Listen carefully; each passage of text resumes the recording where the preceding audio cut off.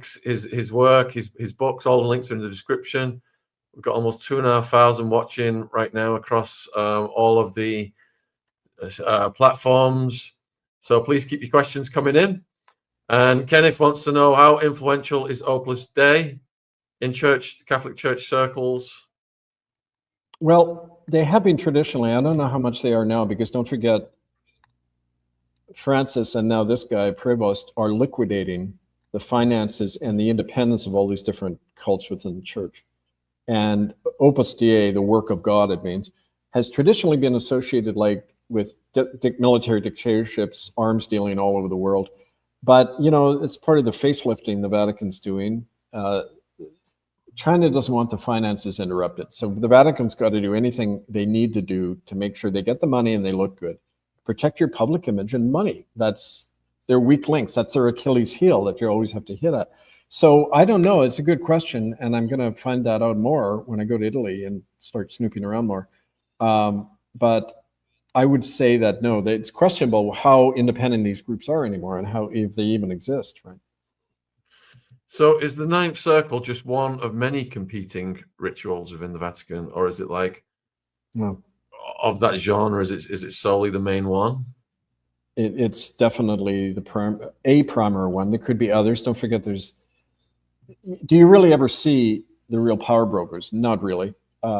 We can sense them, and there can be rumor about them, and it goes for these cults too. The things that are really at the heart of this stuff, you don't necessarily see it all. We've just gotten this through eyewitnesses and that, but they all do damage control. I mean, I'm sure right now the Ninth Circle are refurbishing everything and getting rid of witnesses, and there'll be some other spin done on it. But so you just got to keep at them relentlessly for that reason, right?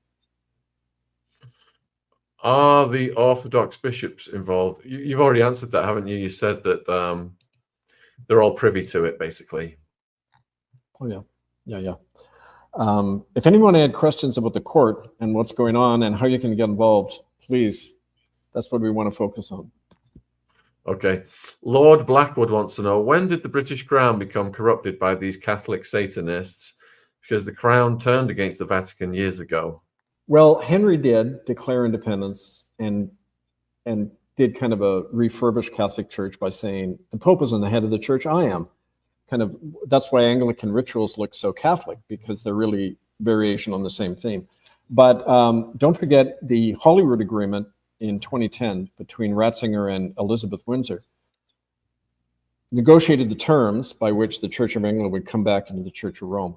And that's a fait accompli. I mean, they retain their appearance of separateness, but in a way, they've always been part of the same beast. And that was formalized in 2010, like I said, in Holyrood, Scotland. Were the 3 missing Beaumont siblings in Australia taken by the Ninth Circle? I don't know about them. I don't know that case.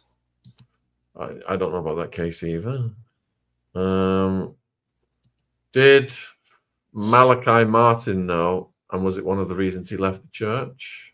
Could be, although I don't think he's ever made direct reference to it, which could be part of the deal. I mean, you work out deals, if you're right in the beast and then you leave, you usually have to sign a confidentiality agreement, sometimes in blood, with the church, that you're never going to talk or you're going to end up in bits and pieces. So who knows? When is the International Court trial for the Vatican? It's opening formally on Monday, September 1st of this year. We're using the summer to compile the case. The subpoenas are going to go out to the President, Pope Leo, Robert Prevost, that week, along with his accomplices. And then we're going to be making as much of this public as we can, right? So it should be interesting.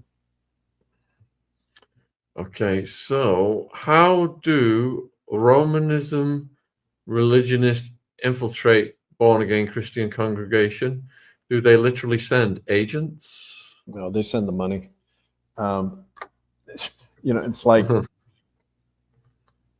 churches are financial operations, and they don't operate unless they have tax-exempt status with the government. So they're an arm of the state, and they're also an arm of Vatican money. And we've been showing this all over the world through, I mentioned last time, the World Council of Churches, which is funded directly out of Rome. It's the federation of all the Protestant churches who have not accidentally dropped the traditional Protestant statement that the Roman pontiff is the Antichrist, synagogue of Satan. They used to refer to Rome. So they dropped the whole Antichrist thing, and they're all their buddies. It was part of the ecumenism agenda that came in Vatican II in 1962, which said we want to unite all the world religions. Yeah, under them, they've left that part out, under the control of the Vatican. And it was also interesting, it's a little known fact that at that same Vatican II, and not accidentally, that's when the policy of crimen, remember that all priests were supposed to cover up child abuse, that was extended to every Catholic in the world at that same gathering. So again, they're globalizing the crime, getting everybody under the control and making it mandatory for every Catholic in the world to not report these crimes against children to the police, or they get excommunicated, which means you go to hell for snitching on a criminal priest, right? God doesn't like snitches, you know. So a few people are asking the significance of the number 9. I wish I was a numerologist, and I don't know. You got to ask somebody who has the knowledge. I don't want to pretend I have it, but we know that it keeps cropping up all the time. You know, those 10 children who were taken, I know that the number 10 is a symbol of completion and beginning again.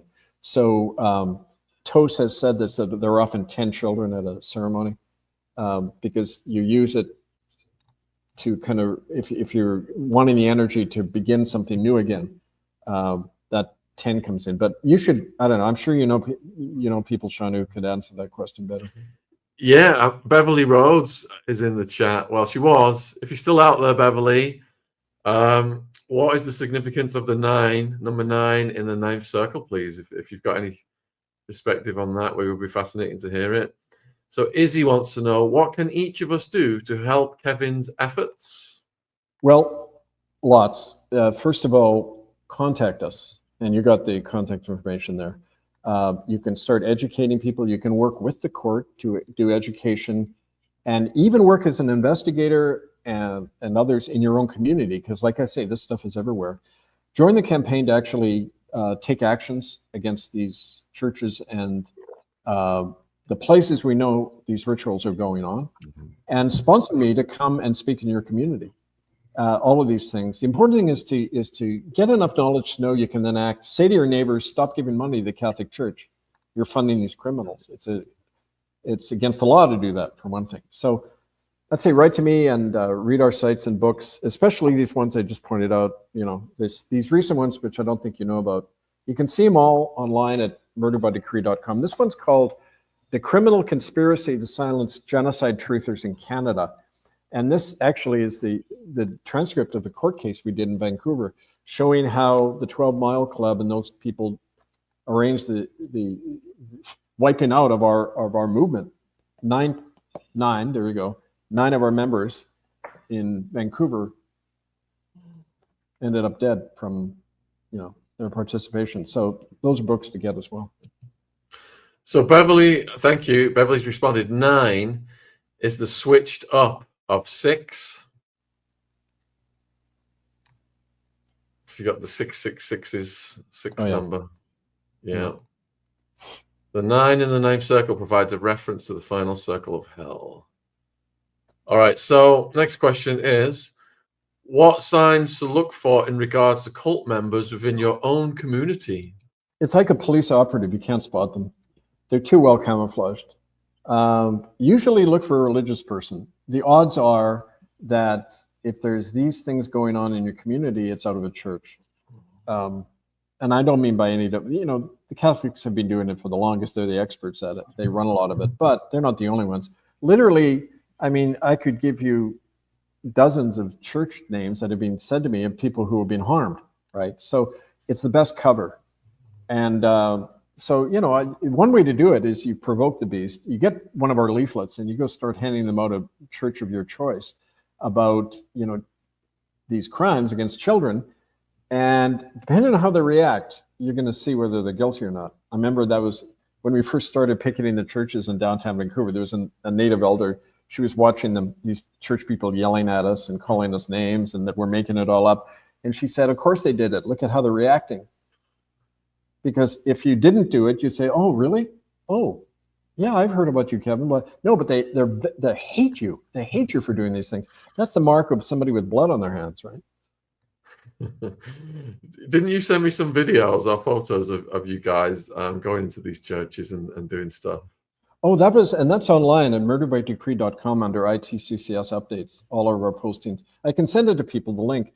It's so beautiful. It was the day that we all went in and occupied Holy Rosary Cathedral just before the government broke and started admitting these things because of these church occupations. It was like counting coup on the beast, right? And native people who were terrified to go near the church, we all went in there and we owned the place. And some of the priests even ran out the back, when in the course of us handing out flyers to the church members. It's so beautiful. I can't describe to you the feeling of joy and empowerment among all of these street people who didn't have anything to live for, and they're so miserable, and they came out of there in tears. And that's something to live and die for. I'm telling you, when you bring that kind of life to quote victims, one of the women said, I used to be a victim, now I'm a threat. I'm going to get these bastards. That's so great. So great to be part of that. So I would say to people, why deny yourself that experience? You need to do that. Take these actions, and we're all fed by this when you're striking a blow for the right thing, right? Viewers, put a 1 in the chat if next time Kevin comes on, you'd like us to show you some of the footage of him in action in these churches and get his commentary. Put a 2 in the chat if you'd rather not. So Ray J wants to know, is the Vatican just another business corporation with the best ever advertising capture of customers? The short answer is yes. I mean, if it was a religious body, why would it have 80% of the world's bank deposits channeled through it? I mean, it's, now let's see, who said you cannot serve God and money? I think that was Jesus, wasn't it? But they figure you can serve both, right? And so what does that tell you? That's the demonic lie right there. That's why my Protestant ancestors always called it this, and the Antichrist. It's opposite the Spirit of Christ. And so anyway, yeah, it is. Ray J sent a follow-up question. Thanks, Ray J. What happens with Christianity if the Vatican falls? Well, the Vatican has nothing to do with Christianity. So when it falls, it'll be a real boost for the real Spirit of Christ and those people who are trying to live that kind of simple existence based on his teachings and none of this paraphernalia of ritual and crime hidden behind robes, right? Ryan wants to know, where does the Vatican and Catholicism invest its donational proceeds? Well, some of it goes to lawyers who protect these guys who are harming kids. It's disgusting. There are corporate investments in the arms industry, in online porn companies, and big pharma, laundering money for the mob. We found that not even 5% of the church's income goes to charity. Right there, they should lose their tax-exempt status, because in every country, you only get tax-exempt status as a church if you put all of your income towards religious education or charitable works. Well, the Catholic Church has only a small percentage that they do. So how come they still have tax-exempt status? They're just flaunting the law, breaking the law, and governments go along with it. So, I mean, that's by their works you will know them. Jesus also said that. How has Roman Catholicism played a part in globalism and open borders? What is their end goal? Okay, so it's the original corporation. It's had the corporatist agenda all along, especially in the last 100 years. Don't forget, the Vatican was set up by Mussolini.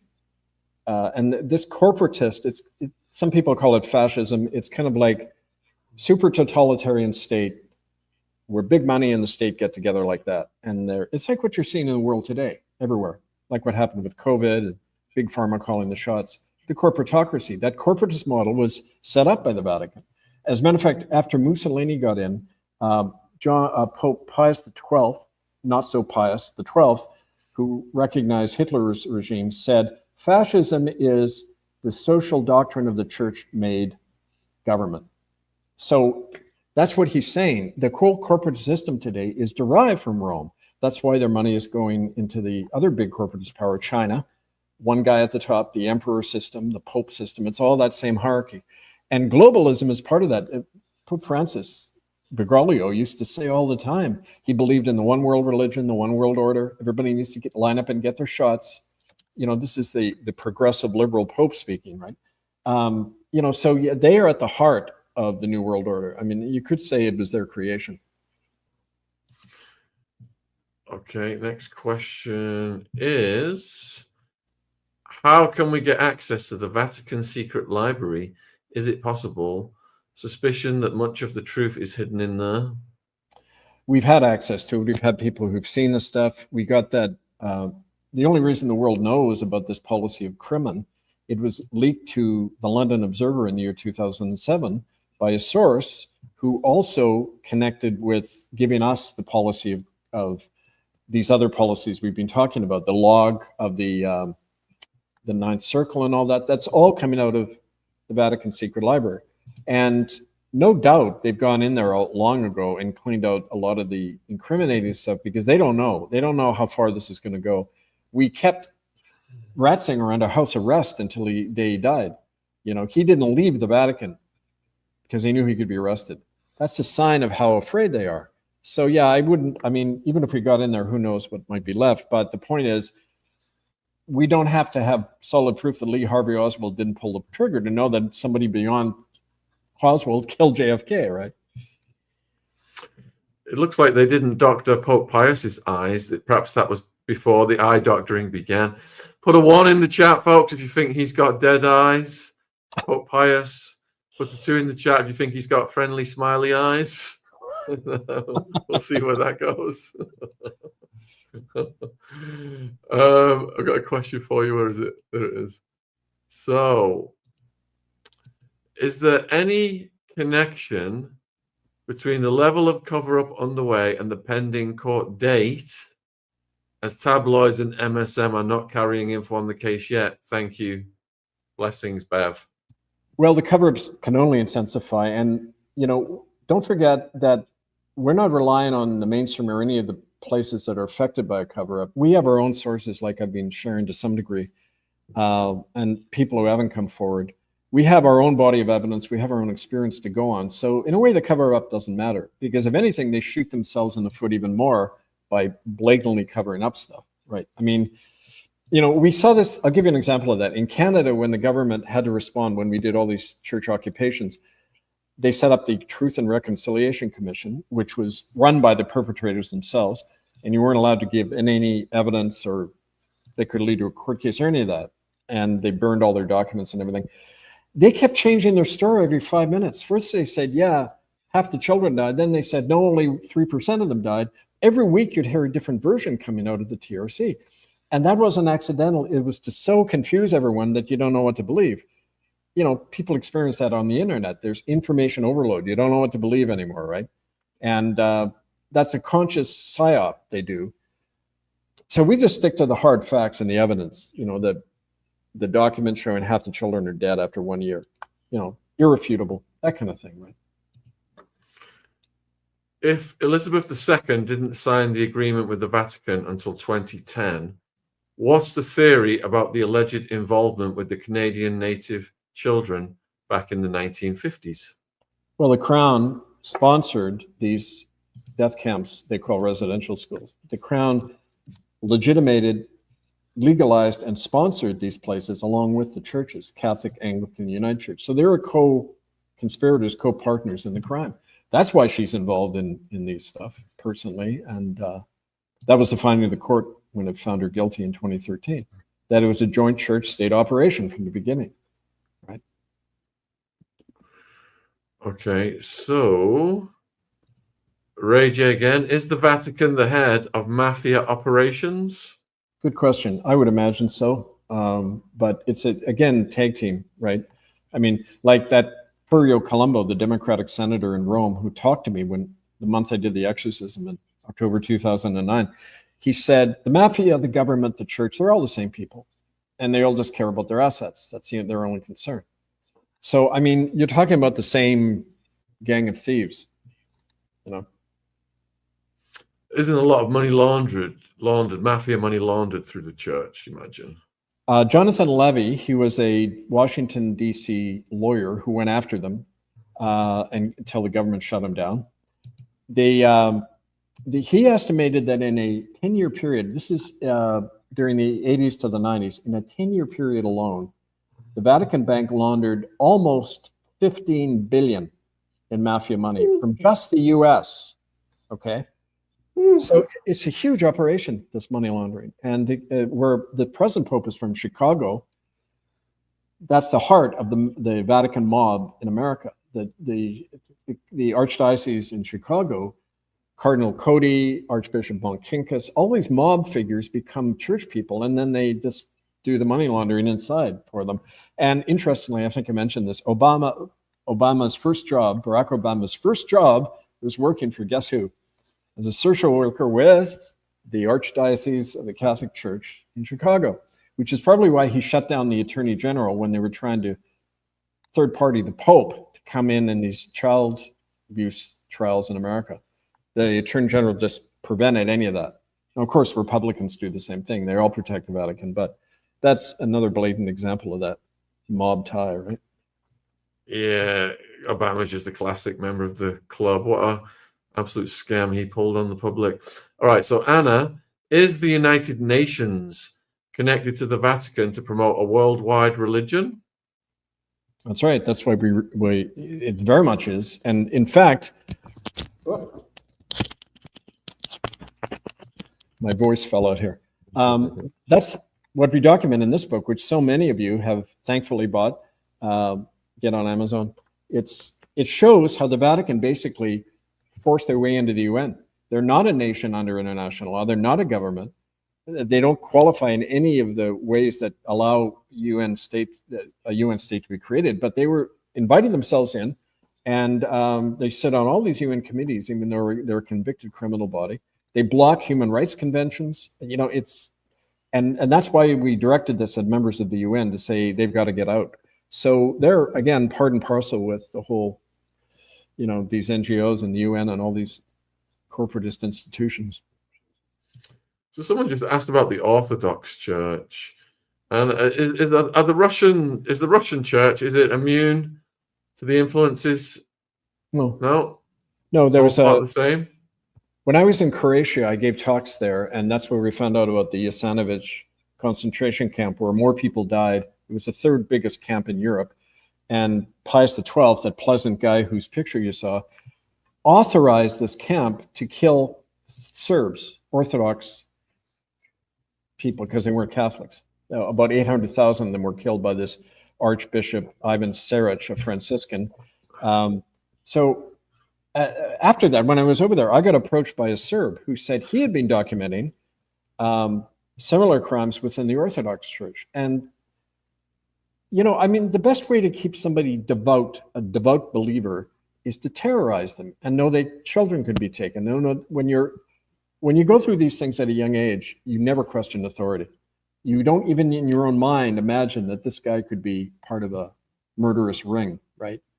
You know, so I mean, that's the purpose of why child abuse is not a crime under the law. You know, like I said before, 6 months is all you get in Canada for raping a child, right? It's mandatory for violating a child. It's not a crime. You know, that's disgusting. And is it because it's so far removed from what people would believe that these people are capable of that enables them to get away with it? Yeah, that's part of the defenses they have, that people just don't want to believe it, so it becomes not true. But even if people were against it, what's the first reaction of somebody? I hear this every day from people. Well, what can I do? I'm just one person. You don't realize what power you have as one person. If you're a Catholic and you write, we have these forms where Catholics sign it and put in the collection plate and say, I'm not donating to this church while you have this policy of crimen that protects, you know, child abusers. One person doing that creates shockwaves. Boom. Our money's being affected.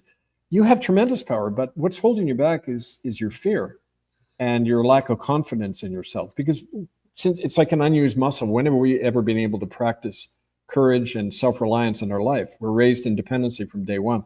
So that's part of the big struggle, is looking in the mirror and saying, I have to do this for the sake of children, right? And our future. question from Izzy.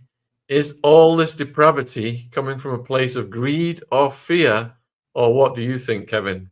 Well, the depravity itself, I think people are capable of almost anything if they're raised a certain way and if they're influenced. You know, it's like that classic study that was done of concentration camp guards after World War II and officers within the SS and that. The psychiatrist, amazingly enough, found that less than 1% were actual psychotics. The rest were normal people, you know, but they're put in an evil situation and an evil hierarchy where you have to defer in the chain of command, and you're capable of doing anything. So once you're brought into these institutions, and, you know, I said when at these protests at the church and these sit-ins and that we did, when some of our people were physically assaulted by churchgoers who looked very nice, they had children, then they start slugging our native friends. I said, look, you know, it's a religion based on violence. There's Jesus pinned to the cross, and you're going to burn in hell. And there's this simmering guilt and anger about that they can focus and, you know, express on anybody who they see as their enemy. And so they're almost pre-adapted to be, you know, just warriors in any cause they want to be directed in. So I think that that's endemic in the religious culture, right?